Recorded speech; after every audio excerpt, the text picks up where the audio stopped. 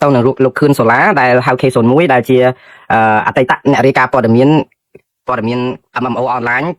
K01 TV online ដែលក្រសួងដកអាជ្ញាប័ណ្ណបាត់ទៅហើយតាំងពីឆ្នាំ2021ក៏ប៉ុន្តែក្រោយមកដោយគាត់បានល្បីបន្តិចទៅគឺគាត់ចាប់ផ្ដើមរករបរទទួលទានផ្នែកលក់ដូរដីធ្លីពុះដីឡូលក់អីចឹងទៅឥឡូវមកលក់ឡានលក់អីចឹងទៅថ្មីនេះបងប្អូនឃើញរូបភាពនៃការផ្ទះកំភ្លៀងក្មេងប្រហែលជារងឥទ្ធិពលនៃគ្រឿងញៀនម្នាក់ដែលគាត់បង្ខំឲ្យលុតជង្គង់សំពះក្រាបថ្វាយបង្គំម្ដាយគាត់3ដងអីចឹងហើយថតផ្សាយជាសាធារណៈបងប្អូនមួយចំនួនថានេះជាអំពើល្អរបស់លោក K01 នៅក្នុងការផ្ទះកំភ្លៀងព្រៀនប្រដៅដើម្បីឲ្យក្មេងនឹងដាច់ថ្នាំដាច់អីចឹងព្រោះគាត់យកក្មេងដែលទំនើងក្មេងអីហ្នឹងយកមកទំនុកបំរុង30 40 50នាក់ឯនោះនៅកន្លែងលក់ឡានរបស់គាត់ហ្នឹងយកមកឲ្យជួយលក់ឡានលក់អីទៅ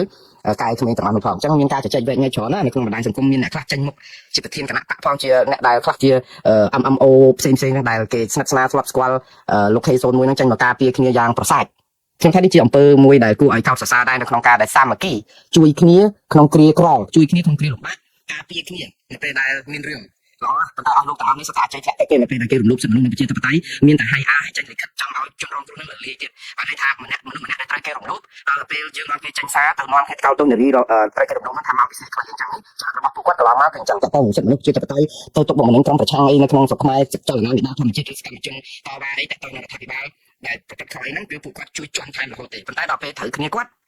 ចាប់ផ្ដើមចេញមកការពារទាំងបង្ហាញភាពសាមគ្គីមួយគួរឲ្យភ្ញាក់ផ្អើលហើយព្រឺខ្លាចហើយព្រួយបារម្ភទៀតព្រួយបារម្ភហ្នឹងត្រង់ថាយើងនាំគ្នាការពារអំពើខុសខ្ញុំមិនខាត់ខាំងបងប្អូននៅក្នុងការជួយជ្រោមជ្រែងគ្នាទេក៏ប៉ុន្តែយើងត្រូវចាំឲ្យច្បាស់ថា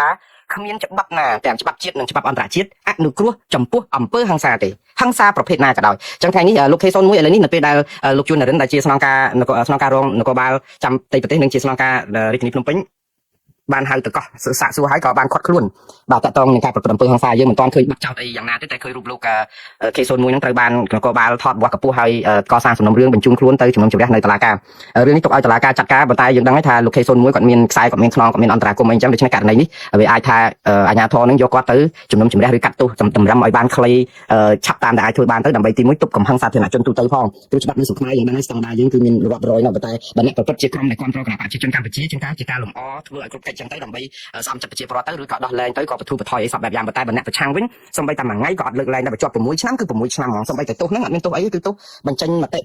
តាមបណ្ដាញសង្គមដូចថាតកតងនឹងរឿងបញ្ហាសង្គមបញ្ហាបរិស្ថានអីចឹងទៅអាហ្នឹងគឺទម្លាប់កន្លងមកអញ្ចឹងហើយជួនកាលដល់ថ្ងៃត្រូវដោះលែងអត់ដោះលែងទៅកំថាឡើយលើកលែងតែបើក្រុមគ្នាគាត់រកកាឡាសម្រួលចឹងឲ្យចេញមកមានអ្នកបញ្យល់អញ្ចឹងទៅសំហេតុសំផលអីអញ្ចឹងលាក់ទៅយូរទៅធូរទៅបាត់ទៅឥឡូវខ្ញុំនិយាយអំពី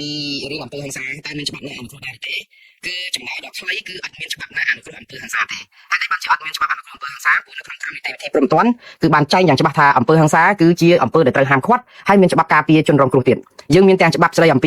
ការកិច្ចការពារជនរងគ្រោះនៃអំពើហិង្សាក្នុងគ្រួសារយើងមានទាំងច្បាប់ស្តីអំពីការជួយជនរងគ្រោះនៃអំពើអីផ្សេងនៅក្នុងការធ្វើអំពើហិង្សានិងក្រមព្រហ្មទណ្ឌខ្លួនឯងដែរដូច្នេះច្បាប់យើងនិយាយទៅច្បាប់ខ្មែរសម្បូរបែបណាស់ហើយមានគ្រប់គ្រាន់អត់មានចាំបាច់ទៅរកការកែធ្វើវិសោធនកម្មកែរដ្ឋធម្មនុញ្ញអីទៀតទេមិនបាច់ទេច្បាប់មានទាំងអស់គ្រាន់តែយើងមិនអនុវត្តដោយសារតែយើងមានទម្លាប់មួយជាទម្លាប់ចាស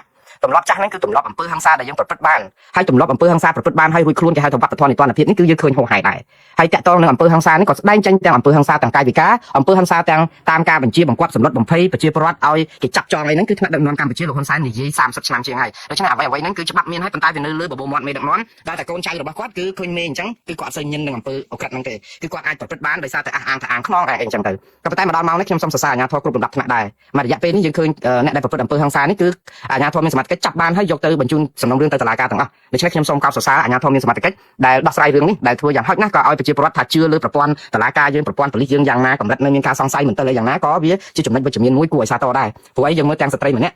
ដែលយកខ្សែភ្លើងទៅវាយវត្តលើស្ត្រីម្នាក់ទៀតដែលជាអ្នកបម្រើនៅផ្ទះគាត់អាយុ59ឆ្នាំវ័យឡើងលលាប់ស្បែកពេញខ្លួនគាត់អង្វរសំពះឲ្យសម្រាប់គាត់ទៅកុំសុបវាយគាត់ឲ្យឈឺចាប់អីតែតទៅនឹងការលួចទូរស័ព្ទកញ្ចាស់3គ្រឿងយកទៅលក់បានលុយ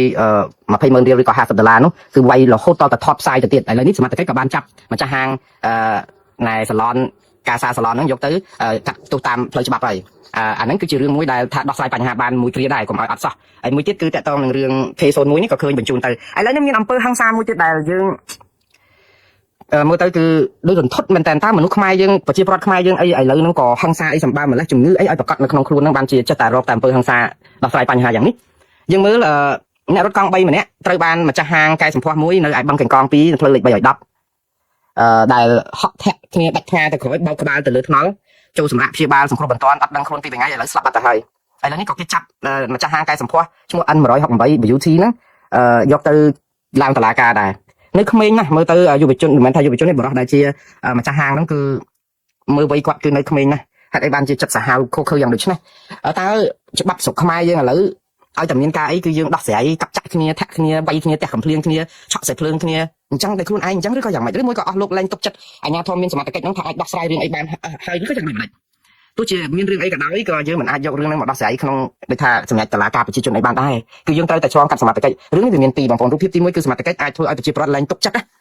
អញ្ចឹងចង់តែរករឿងហ្នឹងយកមកដោះស្រាយខ្លួនឯងព្រោះយកទៅសមត្ថកិច្ចទៅខ្លាចជាសោកប៉ាន់ខ្លាចជាចូលផ្លូវមុខចេញផ្លូវក្រោយគ្នាឯងបាក់ពួកអញ្ចឹងសោកចោះសោកឡើងដោះដូរទៅបាត់ទៅរួចខ្លួនទៅខ្លួនឯងហ្នឹងអយុត្តិធម៌ដដែលហ្នឹងអាចជារឿងមួយរឿងទី2ហ្នឹងអាចអំពើហិង្សានៅក្នុងខួរក្បាលនៅក្នុងខ្លួនមនុស្សយើងដែលជាជនជាតិខ្មែរហ្នឹងឆ្លងតាមអំពើហិង្សាដែលរៀលដាលយូរហើយតាំងពីសម័យខ្មែរក្រហមមកហើយនឹងអំពើហិង្សានយោបាយវៃដេរដ្ឋធានីឃើញរាល់មុខនឹងភ្នែករាល់ថ្ងៃបងប្អូនអញ្ចឹងបានថារឿងអំពើហិង្សានៅក្នុងខ្សែភាពយន្តនៅក្នុងអីបញ្ចាំងគឺគេដាក់ព័ត៌មានយើងហើយមិនឲ្យក្មេងមើលហើយក៏ភ្លើងហ្នឹងគេយកស្អីមកដាក់បាំងឲ្យពណ៌វាព្រាលទៅកុំឲ្យឃើញបាញ់អីក៏ដោយហ្នឹងគេគ្រាន់តែឃើញជានិមិត្តគ្រាន់តែថាឲ្យមានហ្នឹងមិនឲ្យឃើញឈាមមិនឲ្យឃើញមនុស្សដួលដេកអីហើយណាមួយក្មេងហ្នឹងគឺមិនឲ្យឃើញរូបភាពហិង្សាហ្នឹងដើម្បីអីគេអប់រំក្មេងកុំឲ្យដិតដាមនៅភាពហិង្សានៅក្នុងខ្លួនទាំងស្ដាប់ទាំងឃើញទាំងអីទាំងអស់ហ្នឹងព្រោះក្មេងងាយនឹងធ្វើតាមអំពើហិង្សាហ្នឹងណាព្រោះដោយសារតែឃើញដាក់នៅក្នុងចិត្តតែមានរឿងអីចេះតែគិតថាយកអំពើហិង្សាមកដោះស្រាយជាដំណោះស្រាយអញ្ចឹងទៅហើយរឿងនេះគឺនៅក្នុងសង្គមឥឡូវនេះវាពិបាកគ្រប់គ្រងដែរដោយសារអីប្រព័ន្ធបណ្ដាញសង្គម Facebook YouTube រូបអាភិឬក៏រូបហិង្សារូបវាយដំរូបបាញ់កាប់ចាក់គ្នាហ្នឹងគឺថាគ្មានអ្នកណាអាចនឹងហាងគាត់បានហើយ share ប្រសាទទៀតអត់មានជួយគ្នា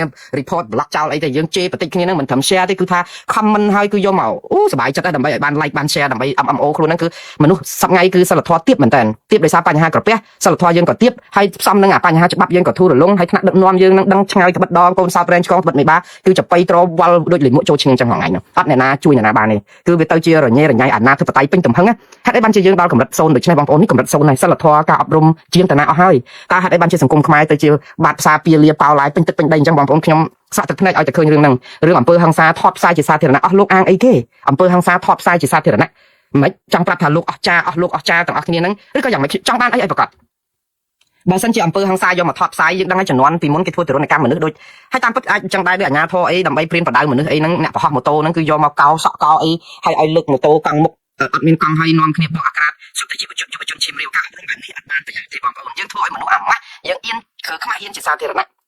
សិលធម៌សុជីវធម៌មនុស្សយើងមានខុសម្ដងឆ្កងមកគ្រាជួនកាលយើងអប់រំណែនាំស្ងាត់កន្លែងណាមួយឬក៏មានប្រព័ន្ធអីទៅមនុស្សមិនខ្មាស់អៀនពេកនៅខែខ្លួនបានតោះតែពេលយើងយកមនុស្សយកមកកោសក់កដាលចំណោមយើងគិតថាអាហ្នឹងធ្វើឲ្យមនុស្សរៀងចាលយុវជនឈាមរាវគាត់មិនរៀងចាលទេគឺគាត់ខ្មាស់គេគាត់នឹងធ្វើរឿងហ្នឹងដើម្បីសងសឹកហើយរឿងហ្នឹងកាន់តែធូនទៅហេតុអីបានជាយើងយកវិធីបែបនេះយកមកអនុវត្តខ្ញុំឆ្ងល់ដែរវិធី30-40ឆ្នាំវាគួរតែប្រសើរជាងមុនដែលក្នុងសម័យបុរាណដែលគេជិះកង់ឈើស្អីហ្នឹងហេតុអីបានជាយើងមកសម័យទំនើបមានវិធីសាស្ត្របែបច្រើនយ៉ាងតាមទំនើបគេប្រើ AI អស់ហើយយើងនឹងប្រើវិធីចាស់កម្រិតធ្វើទរណកម្មធ្វើតនកម្មមនុស្សដើម្បីអប់រំនឹងទៀតខ្ញុំឆ្ងល់ហើយរឿងនេះគឺឃើញដដែលដែលធ្វើឲ្យយើងអស់សង្ឃឹមនៅក្នុងរបៀបដឹកនាំរដ្ឋអស់សង្ឃឹមនឹងសង្គមយើងកន្លប់ចាក់បែបនេះហើយយើងចេះតែសួរឆ្លើយខ្លួនឯងថាហេតុអីបានជាអញ្ចឹង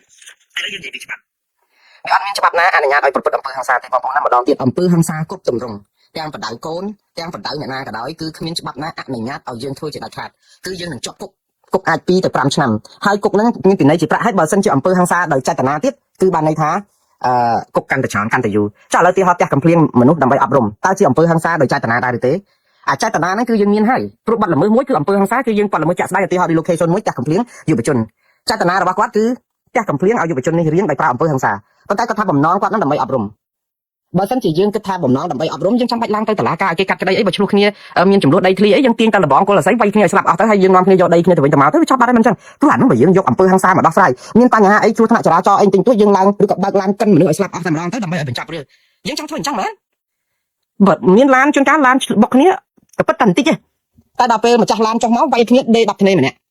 នេះរឿងជាដំណោះស្រាយបងប្អូនវាមិនមែនអញ្ចឹងទេរឿងឡានបុកគឺជារឿងគ្រោះថ្នាក់ចរាចរណ៍ដោះស្រាយដោយប៉ូលីសចរាចរណ៍ដោះស្រាយដោយក្រុមធានារ៉ាប់រងដោះស្រាយអីហើយយើងជាម្ចាស់ឡានចេញមកគឺយើងមានភារកិច្ចនឹងគោរពគ្នាជាមនុស្សហើយកាត់ធានារ៉ាប់រងលេខទូរស័ព្ទឲ្យតាក់ទងក្រុមហ៊ុនធានារ៉ាប់រងហៅប៉ូលីសហៅអីមកវាស់វែងទៅយើងអង្គុយផឹកតែជុំគ្នាជជែកគ្នាទៅឬក៏យកឡានទៅផ្ទះរៀងខ្លួនទៅទុកឲ្យសមត្ថកិច្ចគេដោះស្រាយរឿងហ្នឹងអាហ្នឹងគឺជារឿងដែលយើងរឿងកាត់ឡើងនៅក្នុងសង្គមគឺគេដោះស្រាយអញ្ចឹងតែបងប្អូនហេតុអីបានជាយើងយកមកឆ្លោះគ្នាមករករឿងគ្នាហើ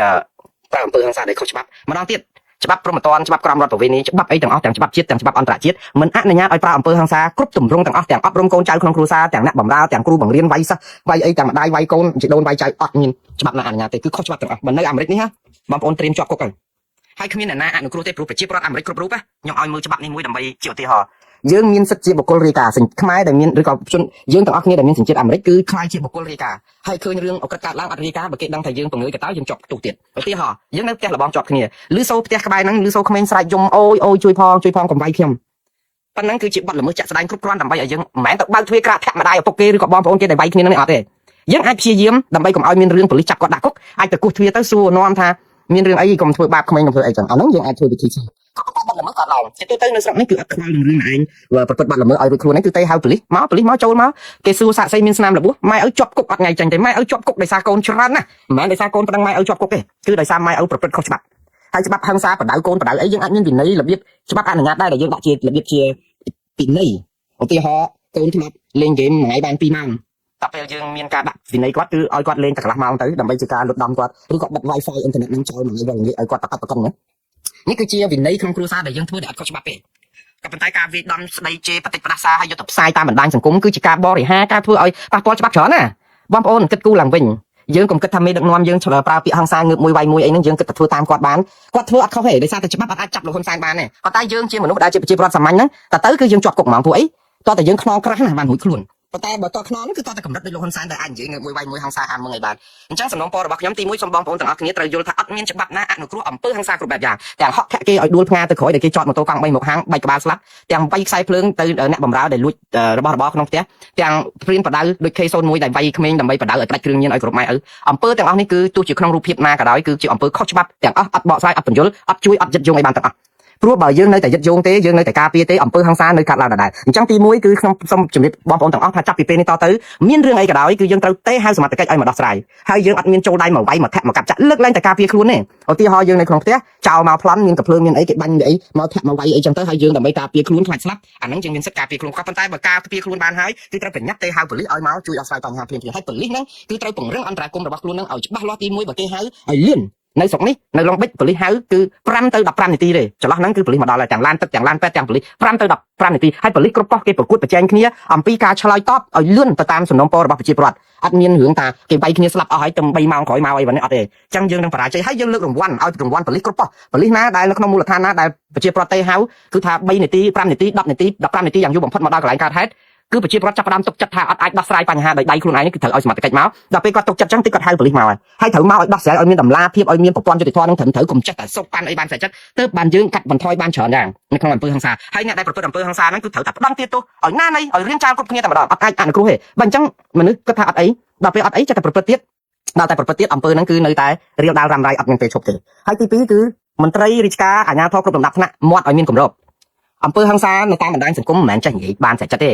ព្រោះអីយើងលើកទឹកចិត្តឲ្យមនុស្សមានអាងថាមេដឹកនាំកម្រិតថ្នាក់ដឹកនាំប្រទេសមិនគេនិយាយងើបមួយវាយមួយគេនិយាយអំពើហិង្សាចាប់អានេះដាក់គុក24ម៉ោងចាប់អានេះរិះគន់តាមបណ្ដាញសង្គមវាយខ្នោះវាយអីបើយើងនិយាយបានជាអាជ្ញាធរអត់មានខុសអីផងហេតុអីបានជាគេអ្នកថ្នាក់ក្រោមគេមិនហ៊ាននិយាយព្រោះគេគិតថាមេបាថ្នាក់ប្រទេសគេមិនទាំងគោរពច្បាប់ផងមកគោរពស្អីយើងរាជសាមញ្ញហ្នឹងក្រែងច្បាប់អនុវត្តបានគ្មានរើសអើងឋានៈមន្ត្រី